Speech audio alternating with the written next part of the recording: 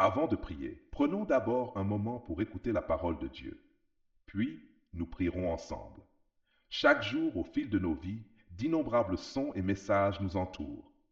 Des voix s'élèvent de toutes parts, à travers nos téléphones, nos écrans, nos conversations et même nos propres pensées. Nous entendons des opinions, des publicités, des actualités, de la musique, des conseils, souvent sans même réaliser combien nous en absorbons. Que vous le réalisiez ou non, ce que vous entendez a de l'importance. Les paroles que vous recevez sont comme des graines semées en vous, qui avec le temps deviendront des croyances, des attitudes et des habitudes. Alors laissez-moi vous poser une question. Qu'écoutez-vous le plus? Quelle voix occupe la première place dans votre vie? Quels mots sont semés dans votre esprit jour après jour? Quelles idées laissez-vous tranquillement s'installer dans votre cœur? La Bible parle de ce que nous entendons. Dans Jean 8, 47, Jésus déclare: Celui qui est de Dieu entend les paroles de Dieu. Et dans Jean 10, 27, il dit: Mes brebis entendent ma voix, je les connais et elles me suivent. La foi vient de ce qu'on entend, nous dit Romains 10, 17. Et ce qu'on entend vient de la parole du Christ. Cela signifie que la foi ne pousse pas dans le vide. Elle se nourrit de ce que vous écoutez. Et si la foi peut croître, l'incrédulité aussi, si vous laissez d'autres voix vous remplir. Cher ami, ce n'est pas une coïncidence si le monde est rempli de bruit. Des voix qui vous éloignent de Dieu, parfois bruyamment, parfois doucement. Des voix qui vous disent: poursuis tes rêves à tout prix, tu n'as besoin de personne. Suis ton cœur. Mais ces voix ne parlent jamais de votre âme.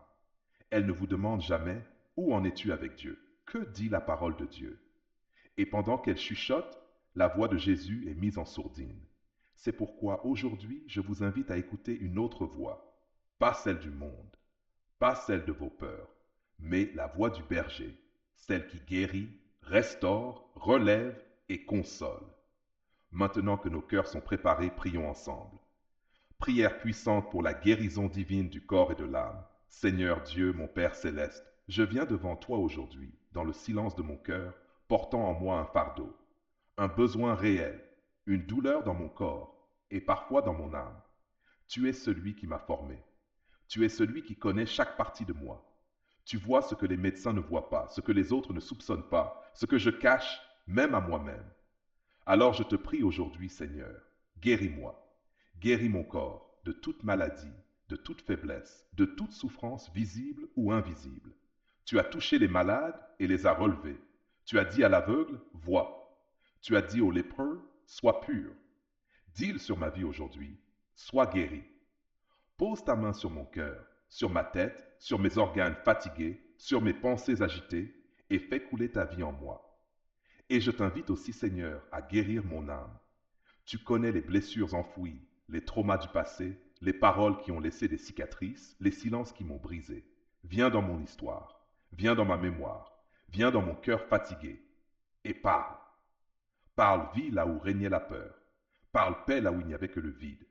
Je te donne tout, Seigneur, mon passé, mon corps, mon cœur, mes angoisses, mes doutes, et même ce que je n'ai jamais osé dire à personne. Et je te dis: fais ce que toi seul peux faire. Rétablis, restaure, recrée. Ta parole dit: je suis l'Éternel, celui qui te guérit.